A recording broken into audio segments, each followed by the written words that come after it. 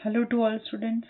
Next अपना topic है embryology का फैट मैप या संभावी रेखा चित्र हिंदी में कहते हैं।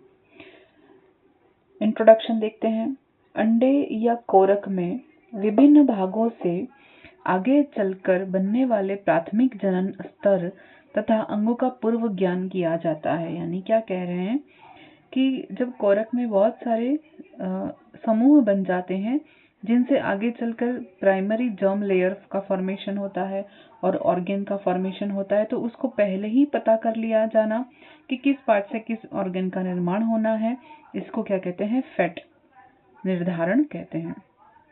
यानी ऑर्गन लेवल के अंदर सभी मेटाजोन्स में उनकी बॉडी के विभिन्न जो अंग बनेंगे वो ऑर्गन्स भ्रूणीय कोशिका के 3 जर्म लेयर के द्वारा बनते हैं। हमें पता है कि तीनों प्राइमरी जर्म लेयर जो होती हैं, जैसे एक्टोडर्म, मेसोडर्म और एंडोडर्म, इन तीनों जर्म लेयर से ही सारे भावी ऑर्गन्स का निर्माण होता है।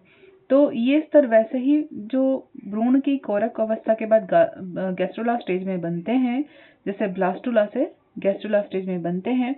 तो इसको बताया किसने था? एक साइंटिस्ट हैं स्पेक्ट और वोक्ट और विंटमबर्जर और निकोलस। ये जितने भी साइंटिस्ट हैं चारों, स्पेक्ट, वोक्ट, विंटमबर्जर और निकोलस, इन सब ने क्या किया? एम्ब्रियो को इंटरवाइटल स्टेन से स्टेन किया। यानी एम्ब्रियो को स्टेन करके उन्होंने क्या देखा कि पर्टिकुलर ब्लास्टुला के पर्टिकुलर पार्ट से किस भाग का आगे निर्माण हो रहा है। यानी कंस्ट्रक्शन होने वाले पार्ट के लिए जो समूह कोशिकाओं का रिस्पॉन्सिबल था, उस समूह को उन्होंने स्टेन करके देखा और जब उसको ग्रो कराया, जब उसकी वृद्धि कराई, तो उस पर्टिकुलर उस रंग के पार्ट से उस एक्स, जैसे ये एक्स ऑर्गन हम ले लेते हैं, और उस एक्स ऑर्गन का क्या हुआ? फॉर्मेशन हुआ। तो उन्होंने क्या देख लिया? पहले ही निर्धारित कर लिया कि ब्लास्टुला के कौन से पार्ट से, यानी कौन सी समूह की कोशिकाएं किस ऑर्गन का निर्माण करेंगी। तो इसको उन्होंने क्या कहा? संभावी रेखा चित्र या फैट मैप कहा। यानी कि उसका पहले ही पूर्व ज्ञान कर लिया जाना कि किस पार्ट से कौन से ऑर्गन का निर्माण होना है, इसी को क्या कहा? फैट मैप कहा या संभावी रेखा चित्र कहा। तो इन चारों साइंटिस्ट ने अलग अलग तरह से स्टेन करके देखा। तो पहला हम देखते हैं टोपोग्राफिकल सरफेस मैपिंग। पहली मेथड क्या है? टोपोग्राफिकल या स्थलाकृति क्रिया के द्वारा उन्होंने मैपिंग करके देखा कि एग या ब्लास्टुला के अंदर कौन से पार्ट से किस फैट का फॉर्मेशन हो रहा है, किस ऑर्गन का फॉर्मेशन हो रहा है ये, या उसको हम क्या कहा? फैट कहा या फैट कहा। भावी या प्रेजम्पटिव एरिया हम कह सकते हैं, इसको क्या कह सकते हैं? Presumptive area. फिर हमने क्या बोला? पहला construction of a fat map, यानी कि फैट मैप के कंस्ट्रक्शन के लिए पहले हम मेथड जो है वो फाइंड करने की, उसको हम कहते हैं आर्टिफिशियल मार्किंग। कृत्रिम विधि से हमने मार्किंग करके क्या देखा कि किस पार्ट द्वारा किस ऑर्गन का निर्माण होना है, यानी कोशिकाओं का कौन सा समूह पर्टिकुलर किस ऑर्गन के लिए रेस्पॉन्सिबल है। तो सबसे पहले हम वाइटल स्टेन या डाई का उपयोग करके देखा उन्होंने। वाइटल स्टेन अंतर्जीवित रंग, यानी कि ये अंतर्जीवित रंग है, यानी लिविंग ऑर्गन के लिए यूज किया जाता है। ये डाई किसने यूज की? 1925 में वोक्ट ने यूज की। कहाँ पर यूज की? ये कलर स्टेन है जो कि एम्ब्रियो के अंदर उन्होंने इंजेक्ट कराया। और वाइटल इसलिए कहा है क्योंकि विदाउट किलिंग हो सकता है, जीवित ऑर्गन के लिए, जीवित ऑर्गेनिज्म के लिए उन्होंने यूज किया था, ताकि वो ग्रो करके बता सके कि इस पार्ट में कौन से अंग का निर्माण किया है।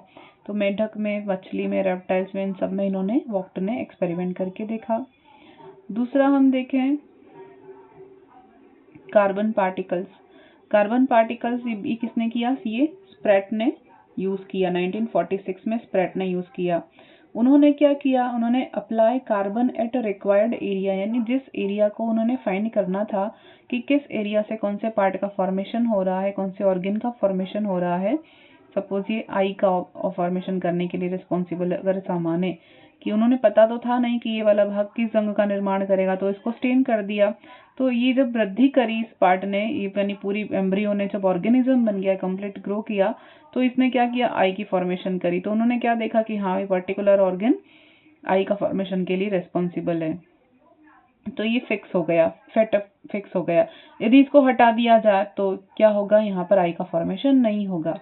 तो उन्होंने कार्बन से मार्क करके देखा और carbon stick to the surface, और फिर क्या देखा, डेवलपमेंट ऑब्जर्व, यानी डेवलपमेंट का ऑब्जर्व किया कार्बन मार्कर का यूज करके। आगे उनको ग्रो कराकर देखा, डेवलपमेंट कराकर देखा, उन्होंने ऑब्जर्व किया कि हाँ, ये पर्टिकुलर कार्बन पार्टिकल का यूज करके भी प्रेजम्पटिव एरिया को ढूंढा जा सकता है। फिर यानी कि कौन सा पार्ट किस ऑर्गन का फॉर्मेशन कर रहा है, वो जानने के लिए अलग अलग साइंटिस्ट ने अपने अपने तरीके से मेथड्स निकाली। फिर थर्ड मेथड जो है वो रेडियो एक्टिव सब्सटेंस, इसको विघटन नाभिक भी कहते हैं। रेडियो एक्टिव सब्सटेंस में क्या होगा, ये अर्ली ब्लास्टोमियर में यूज किया जाएगा। अर्ली ब्लास्टोमियर में लेबलिंग करेंगे विद रेडियो एक्टिव पार्टिकल, यानी जब ब्लास्टोमियर की पूर्व अवस्था होती है, जल यानी कि कह सकते हैं कि ब्लास्टोमियर बनने की जो अवस्था होती है ब्लास्टुला की अर्ली स्टेज में, तो उनमें लेबलिंग करके, किस तरह से लेबलिंग करी, रेडियो एक्टिव पार्टिकल से लेबलिंग करी।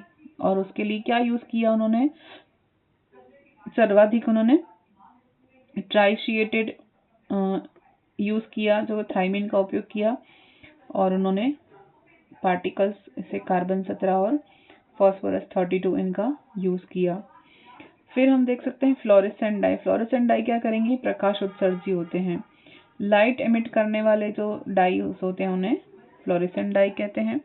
ये डाई क्या करेंगे, इन्होंने डिटेक्ट किया उस पार्ट को और आगे जो सेल लाइनिंग है उसको फाइंड किया।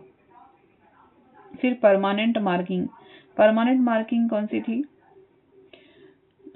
या जेनेटिक लेबलिंग भी कह सकते हैं। फर्स्ट मेथड है काइमेरिक एम्ब्रियो। काइमेरिक एम्ब्रियो या मोज़ेक एम्ब्रियो कहते हैं। दो अलग अलग एम्ब्रियो को लिया और दो, यानी काइमेरिक का मतलब ही क्या होता है, दो को मिक्स करना है, हाइब्रिड हम कह सकते हैं। दो अलग अलग एम्ब्रियो को लेकर उन्होंने एग्जामिन किया और more than one genetic source, तो इसके लिए उन्होंने एक से ज़्यादा जेनेटिक सोर्स का उपयोग किया। और इसका एग्जाम्पल क्या क्या होगा, चिक और क्विल को बनाकर उन्होंने काइमेरिक ऑर्गेनिज्म बनाया। चिक और क्विल दोनों को हाइब्रिड कराया, तो बनने वाला ऑर्गेनिज्म क्या कहा गया, काइमेरा कहा गया। और उन्होंने काइमेरिक लेबलिंग यूज किया, यानी दोनों को संयुक्त रूप से उन्होंने फाइंड किया। तो इसमें दो से ज्यादा जेनेटिक सोर्स उपयोग हो गए, क्योंकि दो यहाँ पर ऑर्गेनिज्म है, दोनों के जेनेटिक मटेरियल आएंगे। और फाइलोजेनेटिकली क्लोन बनाने के लिए भी ये यूज हो सकते हैं। आगे हम देखते हैं,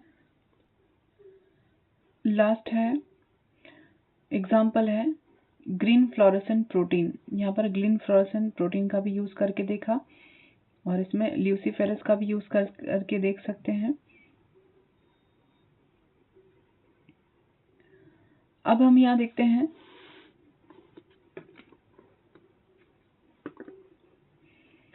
फैटमैप एम्ब्रियो में। तो जैसे ये जेब्रा फिश का यहाँ पर एम्ब्रियो है, इसमें यहाँ पर यॉक प्रेजेंट है और ये एंडोडर्म फॉर्मेशन करने वाली लेयर है। यहाँ नोटोकॉट फॉर्मेशन होगा इससे, और ये दोनों तरफ ये क्या हो जाएगा, मेसोडर्म बनाएगी, मेसोडर्म का फॉर्मेशन हो जाएगा, और ये वाली लेयर क्या बनाएगी, एक्टोडर्म का फॉर्मेशन करेगी। तो ये एरिया फिक्स हो जाते हैं। इनको हमने अलग अलग स्टेन करके और फिर इसको ग्रो करा के और फिर फाइंड किया था कि ये स्टेन करने के और फाइंड करने के तरीके तो हमने पीछे देख लिए, अलग अलग जो होते हैं वो। तो ये वाला पार्ट एंडोडर्म फॉर्मेशन करता है, ये वाली लेयर मेसोडर्म फॉर्मेशन करती है, एक्टोडर्म फॉर्मेशन करती है। वैसे अगर फ्रॉग में देखें तो फ्रॉग में एक्टोडर्म दो पार्ट में विभाजित हो जाता है, ये एपिडर्मल एक्टोडर्म और न्यूरल एक्टोडर्म 2 पार्ट में विभाजित हो गई। एपिडर्मल एक्टोडर्म एपिडर्मिस का, न्यूरल एक्टोडर्म न्यूरॉन्स का या तंत्रिका तंत्र का फॉर्मेशन करेगी। यहाँ पर ये मेसोडर्म 2 पार्ट में डिवाइड है और बीच में क्या है, नोटोकॉड फॉर्मेशन होगा। फिर ये है एंडोडर्म, ये फ्रॉग का है, इसमें योग प्रेजेंट नहीं होता है। फिर हम देखते हैं यहाँ पर चिक एम्ब्रियो मेगालेसिथल एग के लिए, तो यहाँ पर योग तो बहुत ज़्यादा मात्रा में प्रेजेंट, तो ये जो बनाएगा ये क्या है, ये नोटोकॉड फॉर्मेशन करेगा और ये न्यूरल एक्टोडर्म फॉर्मेशन करेगा। यहाँ पर मेसोडर्म, ये वाली लेयर मेसोडर्म का फॉर्मेशन करेगी, एंडोडर्म, और ये एक्टोडर्म का फॉर्मेशन करेगी। और ये है माउस का एम्ब्रियो, यहाँ पर एपिडर्मल एक्टोडर्म, फिर centre part neural ectoderm formation करेगी, नोटोकॉड एंडोडर्म और मेसोडर्म का फॉर्मेशन करेगी। और ये है एक्स्ट्रा एम्ब्रियोनिक मेसोडर्म, यहाँ पर लेयर फॉर्मेशन होती है। मेढक का और फ्रॉग का और मुर्गी का, ये हम एक्स्ट्रा एम्ब्रियोनिक मेम्ब्रेन पढ़ेंगे, उसमें ये बहुत अच्छे से क्लियर हो जाएगा कि ये जर्म लेयर किस तरह से फॉर्मेशन हो रही है और एक्स्ट्रा एम्ब्रियोनिक मेम्ब्रेन क्या है, ये भी क्लियर हो जाएगा।